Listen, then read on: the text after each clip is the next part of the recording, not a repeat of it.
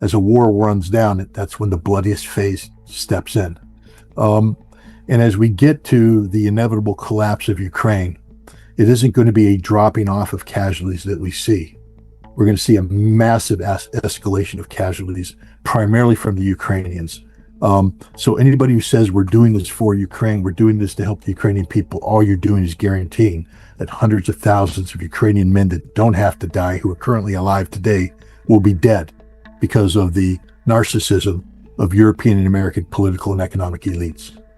It was the British behind the initial truck bombing of the Kerch Bridge. The British have been behind almost every major action by Ukraine, designing military attacks of a conventional nature and playing a big role in unconventional attacks as well. And the drone attack, which is the attack on Russia's strategic nuclear infrastructure, was a British operation. The Ukrainians did not have the capacity to, have the infrastructure available inside Russia to build drone factories, to outfit vehicles, to run safe houses, etc. on this scope and scale. It's something that the British did have and have had in place for some time now, and they transferred this capability to the Ukrainians. The Russians know this, and the same thing with Nord Stream. These things don't happen in a vacuum. It was the British working with the Ukrainians, perhaps with American involvement as well, to blow up the pipeline.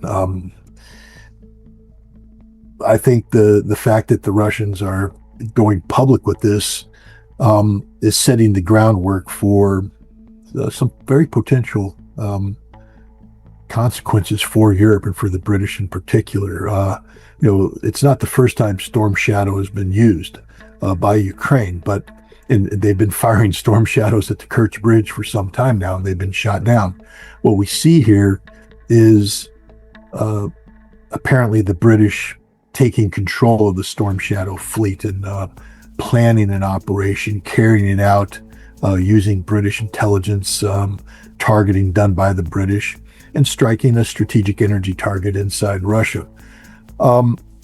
Vladimir Putin has recently given a response where he said that if this continues, or if Russia is struck by these weapons, the results will be catastrophic, not just for Ukraine, but for Europe. And I think the FSB coming out with this report sets the stage for the potential of Vladimir Putin delivering on this promise, not a threat, but a promise of catastrophic retaliation by Russia. Well, it also seems that obviously the Ukrainians have gotten some help with circumventing Russian air defense systems. Again, that falls more within your field than mine. But given this, that the Russians are now more openly recognizing who is attacking them, that NATO has transitioned to a large extent from this proxy war to a direct war, and at the same time seeing that the pathways to a diplomatic settlement are gone.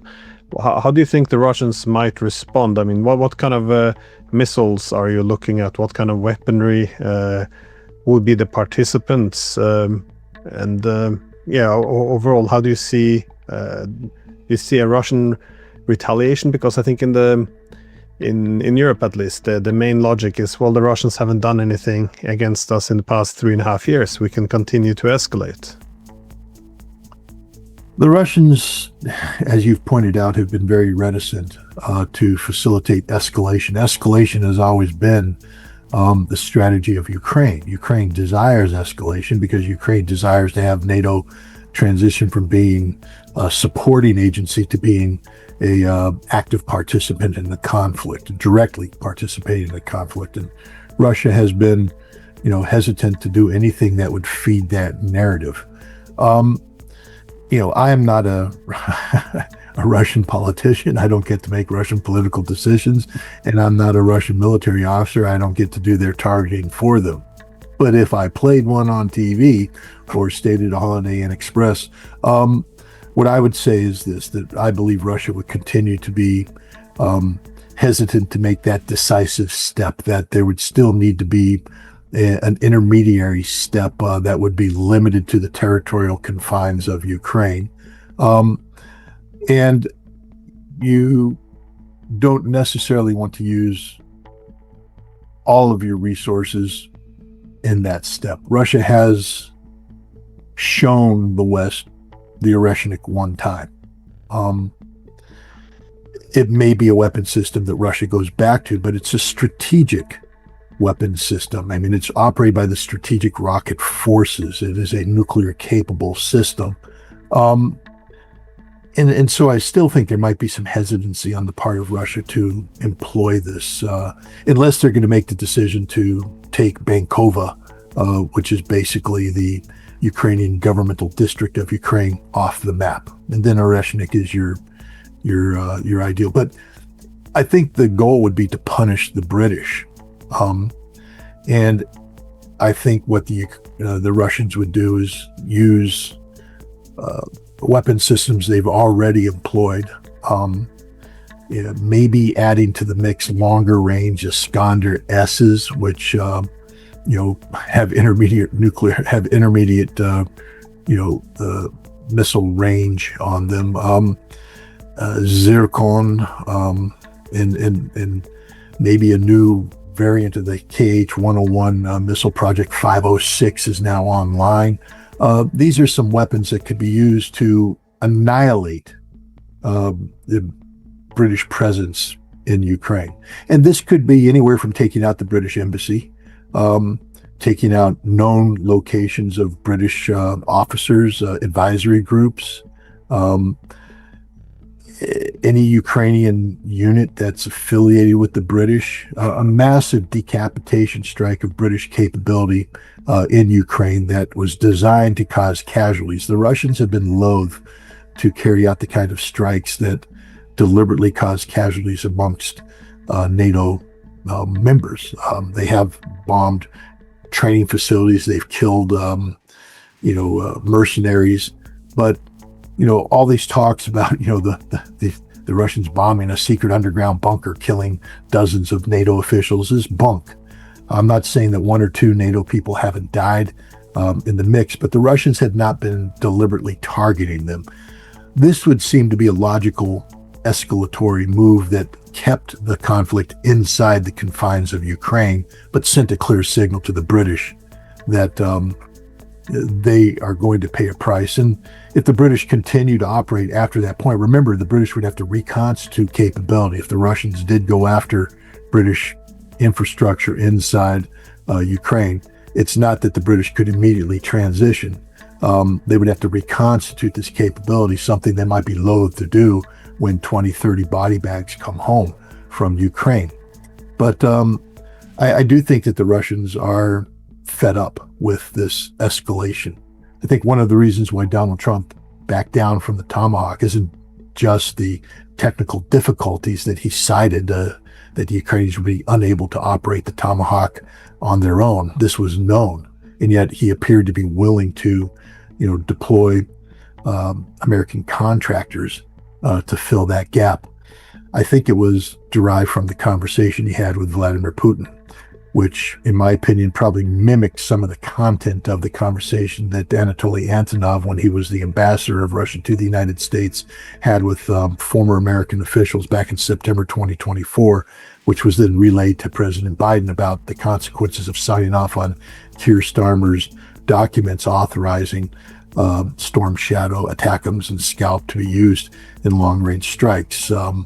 Nobody's ever publicly acknowledged what that conversation was, but my understanding is that it went something along the lines of that the Russian target deck would be extensive and that Washington, D.C. would be included in that target deck in terms of retaliation.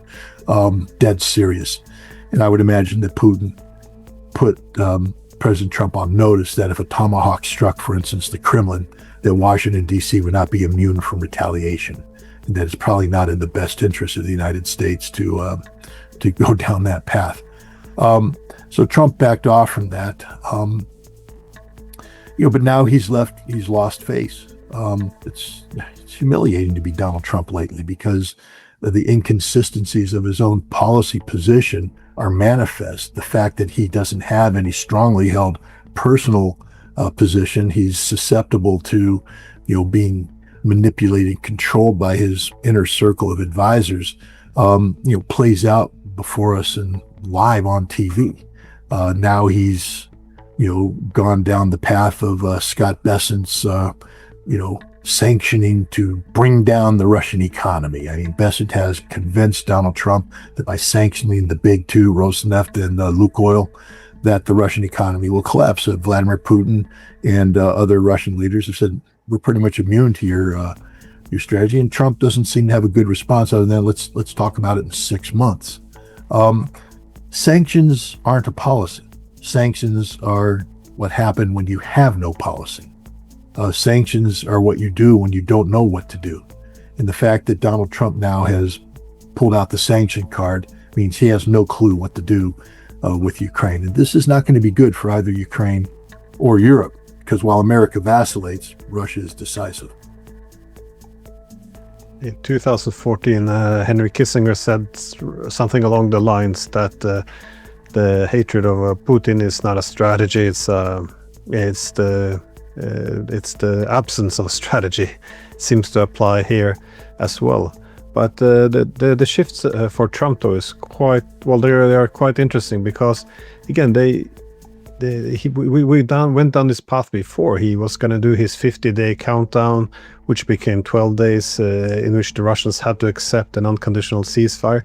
They went to Alaska. They sat down. The Russians explained why an unconditional ceasefire wouldn't resolve any of their problems. And again, this was the reason why they went into Ukraine to begin with, is to get primarily the neutrality issue in place, but also now all the other things which have built on this. But then he came home from Alaska. He recognized there will be no unconditional ceasefire. We're going to address these issues. Yet here we are again. It's now it's back to the ceasefire. But on the sanctions, though, because these are not simply sanctions against Russian oil. I mean, the Russians are exporting this. These are secondary sanctions, and it does appear that the key targets of this is China, India, overall BRICS. How do you see these sanctions? To what extent do you think the Indians and the Chinese will be willing to pay a price or a cost, or get the fury of Washington by ignoring this? I mean, these again are sovereign decisions, can only be made by sovereign governments who have to take in their vested national interests. But India has already come out and said that it's not in their interest to be dictated to by other powers about what are purely sovereign decisions about energy security. China, is engaged in a trade war with the United States, but China and Russia have a strategic relationship that's very strong, and I don't see the Chinese surrendering this strategic relationship for short-term tactical gain in an ongoing trade war with the United States, knowing the United States is incapable of, especially under Donald Trump, incapable of abiding by any agreement. That's one of the things that undermines everything Trump does, is the fact that he has no credibility anymore. Nobody trusts him. He literally vacillates. The wind blows, his opinion changes. From the Indian standpoint, their long-term vested interests is with the Shanghai Cooperation Organization, with BRICS, not with the United States. This has become painfully apparent to them. They were sitting on the fence for a while, but when you take a look at just the knee-jerk tariff policies that the United States has imposed on India, I think the Indians understand that the United States provides anything but stability for them going forward. And China, again, I can't speak for the Chinese, but it would seem to be painfully obvious that America is not a reliable partner in anything, and that the United States has a strategic objective that doesn't bode well for China if it's allowed to fully be implemented, and therefore China would do well to, defend itself, protect itself from these American policy prerogatives. And one of the best protections is long-term energy security that comes from a close energy relationship with Russia. And I don't see China throwing that away. I think what we have is a mainstream media in the West desperate to look for anything that reeks of victory for Trump, for the West, for sanctions policies. I mean, Trump said, give me 6 months. Hey, Donnie, baby, let me tell you, in 6 months, you ain't going to be doing so well. Russia, we doing okay. Europe thought they would crush them 4 years ago, and it's the European economy that's collapsed, not Russia. You don't mess with it when you degrade a nation just saying that, Russia's just a giant gas station with nuclear weapons. All right, if that's what you want to call Russia, but then you need to respect the fact that Russia might actually know a hell of a lot more about energy security and energy policy globally than you do. Because Russia's the gas station. All you are is the person that pumps gas into your car. I will say that the gas station probably has a better understanding of the business model than the person pumping the gas. Ask the Saudis. Every time they go toe-to-toe with the Russians on strategic, oil pricing stuff, I have to go back to 2020 at the beginning of COVID when Saudi Arabia tried to steal Russian market share. The Russians collapsed the Saudis, and the Saudis are the ones that come crawling to the table to reach a compromise agreement. You can't mess with the Russians in this regard. They're far better prepared than Scott Bessent ever will be in his entire life to deal with the consequences of these sanctions. In the short term, the Western media is playing on the fact that both in India and China, you have private, independent, oil companies that have to, in terms of due diligence, hit the pause button and say, what do we do? How do we respond? They have to turn to their respective governments and say, what is the strategic policy direction? They are held accountable to boards of directors and things of that nature. But the West reads into this pause to say they've suspended, they've terminated, they've ended. Not even close. India in September bought more Russian oil than ever before, and the trajectory is to continue that trend. China has signed strategic agreements, long-term strategic agreements for the provision of Russian energy, gas and oil. So, I think in 6 months it'll be clear that Donald Trump had no clue what he was doing. Scott Bessent was dead wrong about the Russian economy, and Russia will be doing just fine. And again, for the Ukrainians, for Europe, they cheer this, but we go back to the Ritter corollary of the Kissinger, point. Sanctions aren't a policy, not a strategy. It shows that you don't know what you're doing, and so you fall back on something that makes it look like you know what you're doing. The Russians know exactly what they're doing, and for Ukraine, this is bad because the United States doesn't have a plan B. Donald Trump just said 6 months. So apparently Donald Trump is willing to wait 6 months to do nothing. I can guarantee you between now and 6 months from now, the situation in Ukraine is going to deteriorate to the detriment of the Ukrainian government and for Europe. Well, on the issue of the Europeans, though, I saw an interview now with Robert Fico, the Prime Minister of Slovakia, and he was telling journalists that Trump had made a proposal to Putin in Alaska, which Putin accepted, and he focused then on the territorial issue of this agreement, in which he said that Trump had allegedly proposed that, Donbass, that is Lugansk and Donetsk, had to go to Russia fully, yet the front lines could be frozen where they were in Kherson and Zaporizhia in terms of, changing the administrative borders. Now, according to Fico, Putin accepted these terms, and the agreement was Trump would go back to his people and get this ironed out, and he never came back. The fact that an agreement was reached and Trump never got back to Russia, this is something that many of the Russian leaders have repeated several times by Lavrov, by the way. But now, of course, there's no talk of it anymore, and he's talking about a ceasefire. Do you think this comments by Fico are correct? But also, how would you read this reaction of the Europeans? Because are they just preparing for permanent hostilities towards Russia? This doesn't seem like a great foundation for, durable peace on the continent. Well, again, I just start with my, premise that Europe, the European political and economic elite have invested so much political capital and economic capital into the model of supporting Ukraine, they're incapable of considering anything else. The moment they back away from Ukraine, it means Ukraine has lost. And if Ukraine loses strategically, then they lose strategically. And for a politician, that means you're out. You're probably going to be booted out of office, which is a death sentence for politicians. And for the economists, it means that you'll be held accountable for all of the, consequences, the dire economic consequences of your actions in supporting sanctions and things of this nature. So these are desperate people who have no other option than to continue to double down on stupid, which is what they're doing. So we need to make sure that we understand that European policy isn't coming from a place of intellectual strength, but actually coming from a place of an intellectual vacuum driven by the more base narcissistic, desires of politicians and economists who are looking out for their political gain and economic well-being, not for the collective well-being of Europe and European security.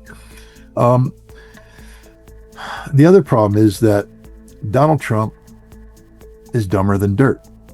And Marco Rubio is a horrible Secretary of State and National Security Advisor, melded in one. Rubio hates Russia, doesn't want peace with Russia, will do everything possible to undermine Russia.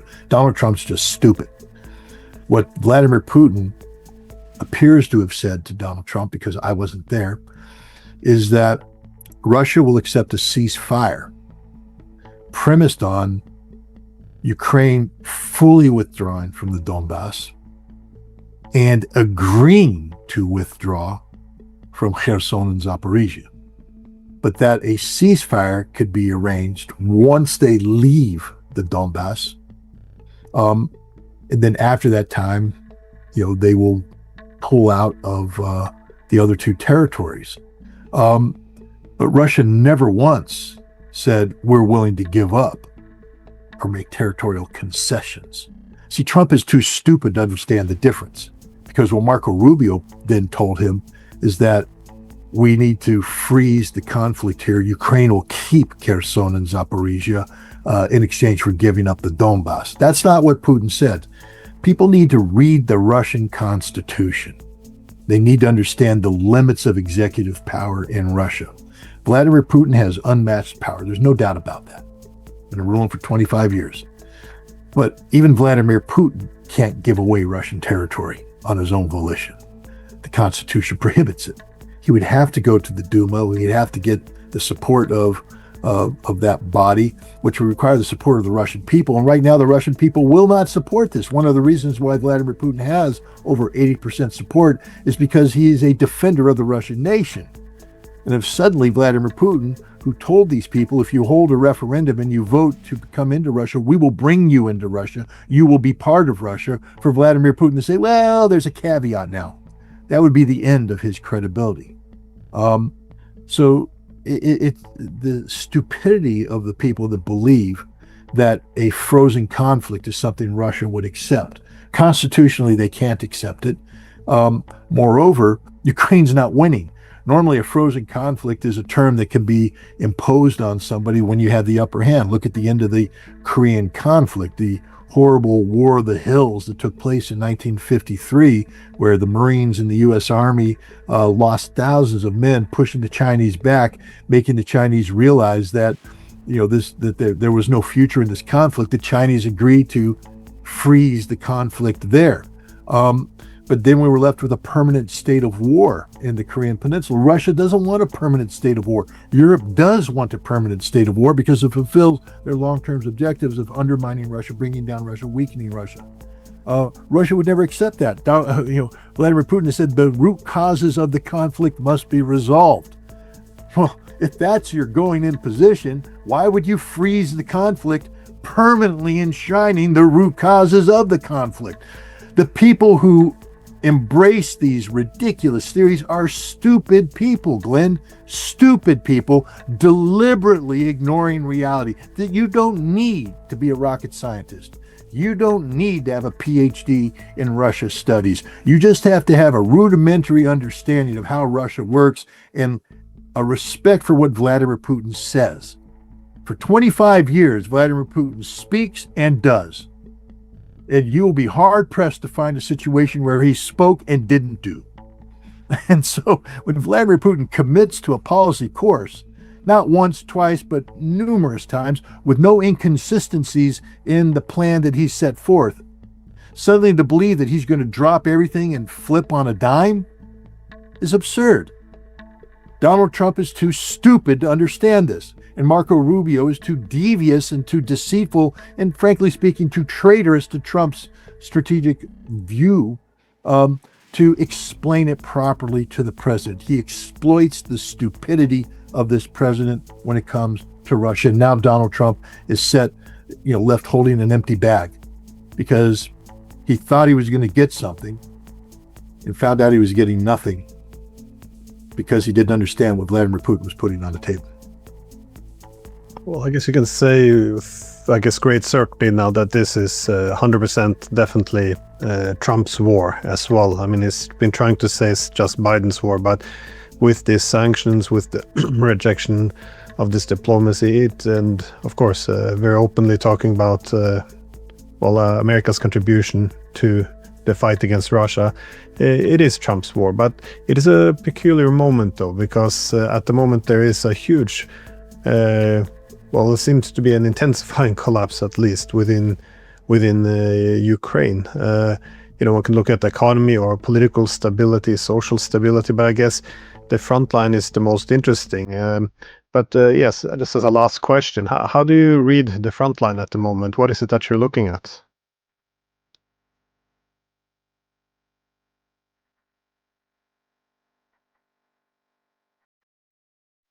It's a frustrating, I think, for a Western audience to look at this war because we don't understand this war.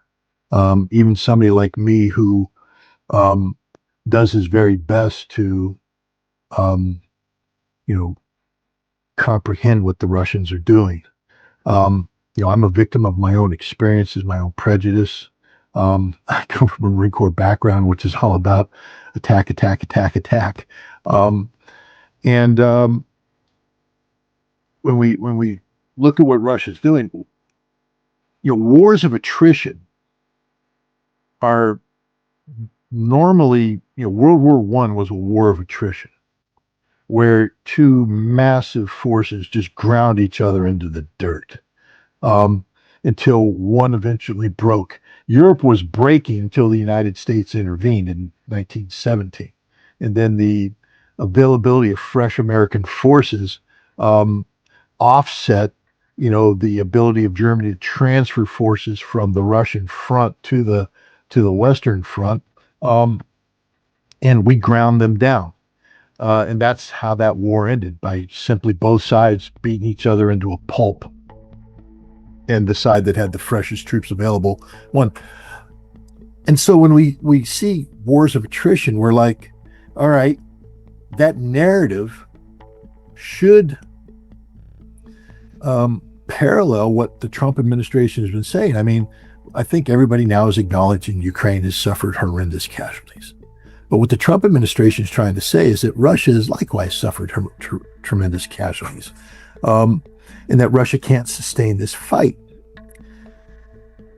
But then there's the Russian reality. And, look, I spent a lot of years in the intelligence business learning how to read people. I spent 7 years learning how to read the Iraqis, telling me lie after lie after lie after lie after lie. I'm pretty good at reading human beings, the little subtle clues they give when they're uncomfortable with something, or they're not, their stories are inconsistent. And speaking to Russian officers about the conflict, they've been consistent as the day is long. It's a tough fight. They say it upright. They're never once have I met a Russian and said, this is cakewalk. So it's a tough fight.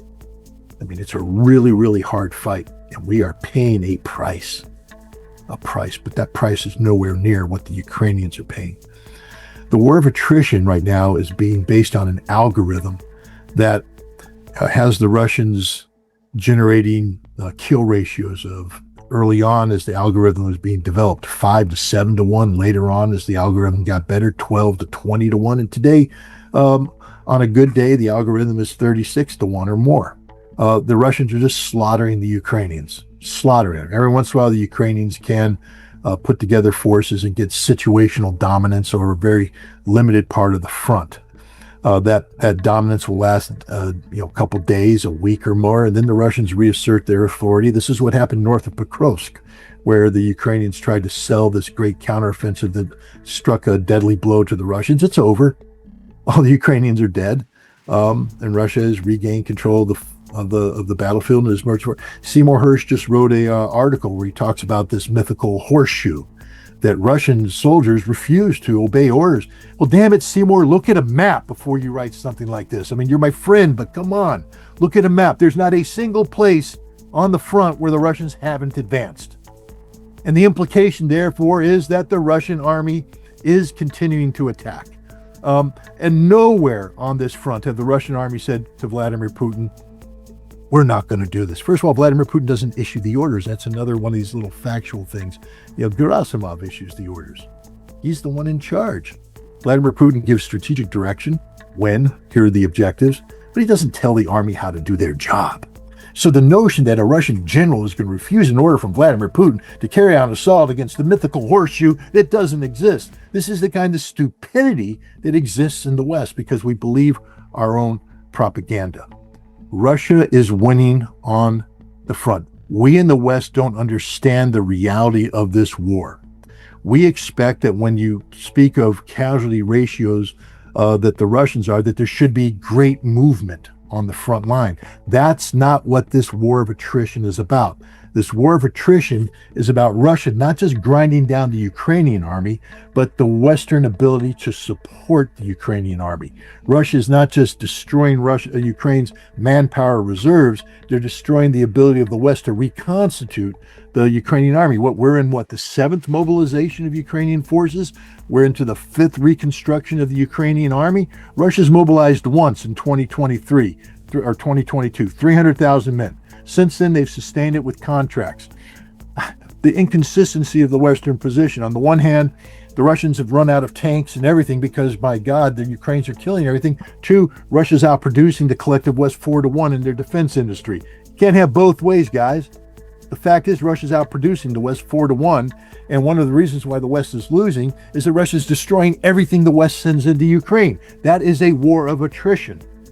And that's the war that Russia is fighting. It's not calendar driven, which is frustrating for people in the West because we all want to have a date on the calendar. When's this thing going to end? Russia doesn't care. They just don't care. This will end when it ends. This will end when the objectives are met. It's only the West that has these calendar driven events. I mean, Donald Trump is driven by not the calendar of the Ukrainian reality, but the American domestic imperative of an upcoming midterm election, where he needs a result in Ukraine in order to solidify his political position here at home so that he can continue to carry the Congress. That's why he's pushing for, dates and times and stuff. Ukraine is driven by the fact that they're losing, they're collapsing. They're going to roll into this winter with no heat, no energy, no fresh water, no nothing.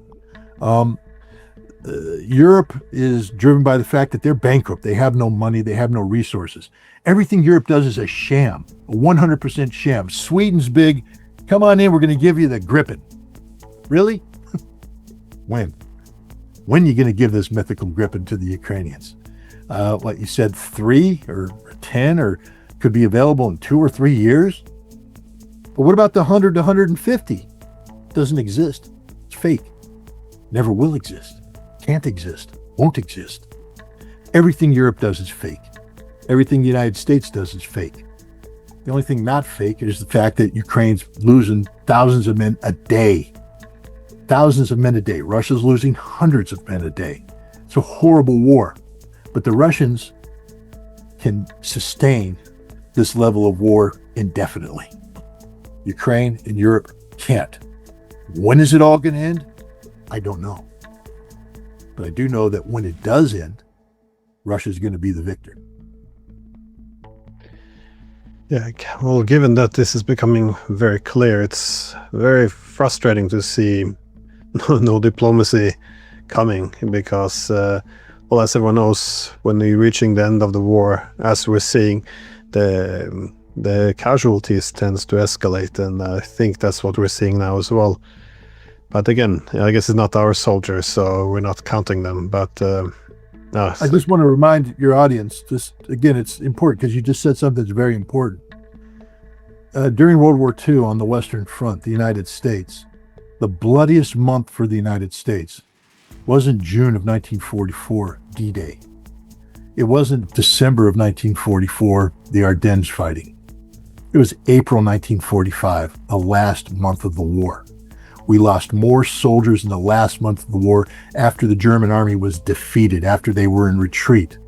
Because as you said, as a war runs down, that's when the bloodiest phase steps in. And as we get to the inevitable collapse of Ukraine, it isn't going to be a dropping off of casualties that we see. We're going to see a massive escalation of casualties, primarily from the Ukrainians. So anybody who says we're doing this for Ukraine, we're doing this to help the Ukrainian people, all you're doing is guaranteeing that hundreds of thousands of Ukrainian men that don't have to die, who are currently alive today, will be dead because of the narcissism of European and American political and economic elites.